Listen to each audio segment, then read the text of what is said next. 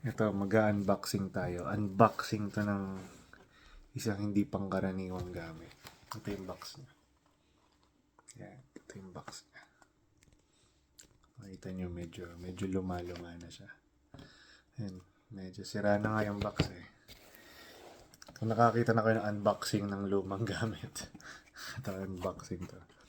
Nakalagay dito, baliktad eh. Nakalagay, Cambridge Central Reference Bible. Ngayon, hindi ko ma-figure out anong year siya talaga na na-publish. Kasi, yan. Yan. Yung sticker niya lang yan. Yan. Halaga yan, Holy Bible.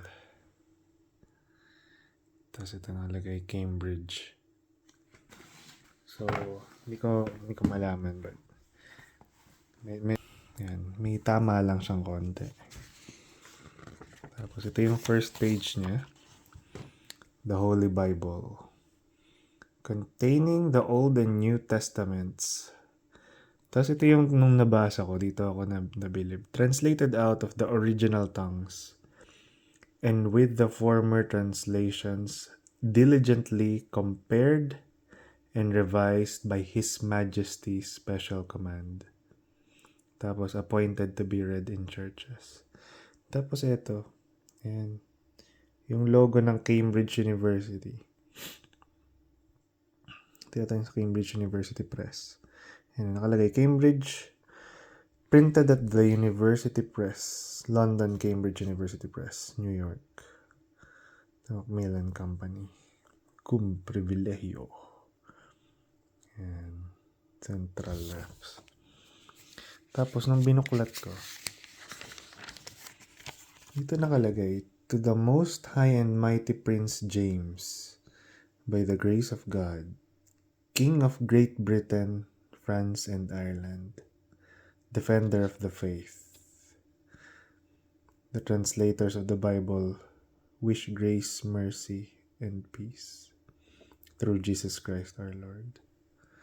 So, nung na-print to, dinedicate pa kay King James. Siya pa yung king ng Great Britain, France, and Ireland.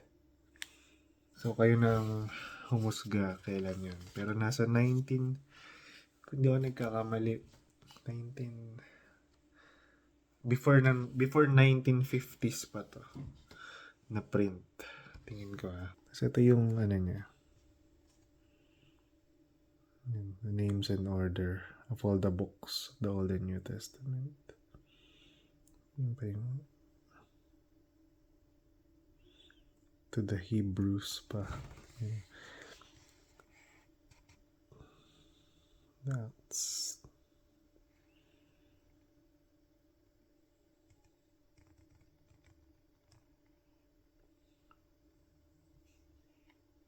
tapos yung pagkakaprint talaga niya, kakaiba.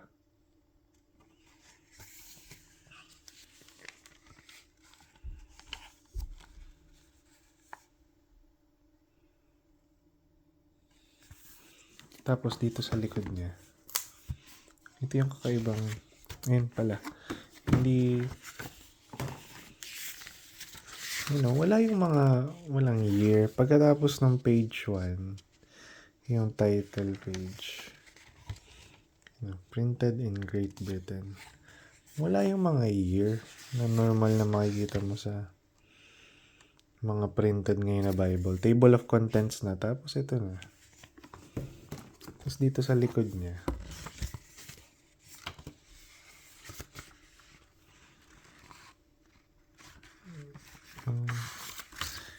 iba talaga, iba din yung texture ng papel niya.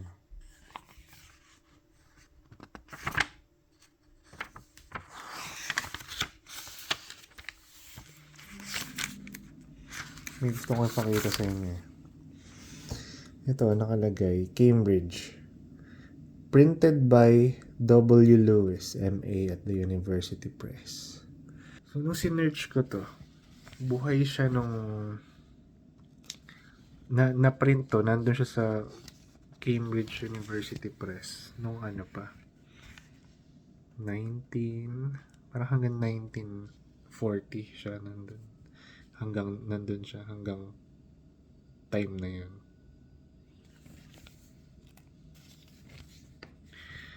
Ayan, para malaman pa rin kailan na.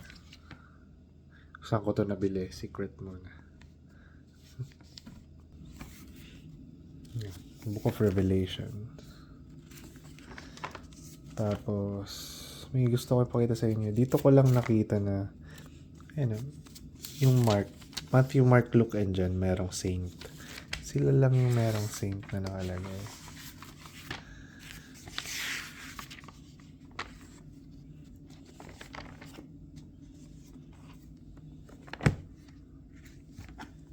Yun, hanggang doon na lang muna ang unboxing na yun. Babalik ko muna ito.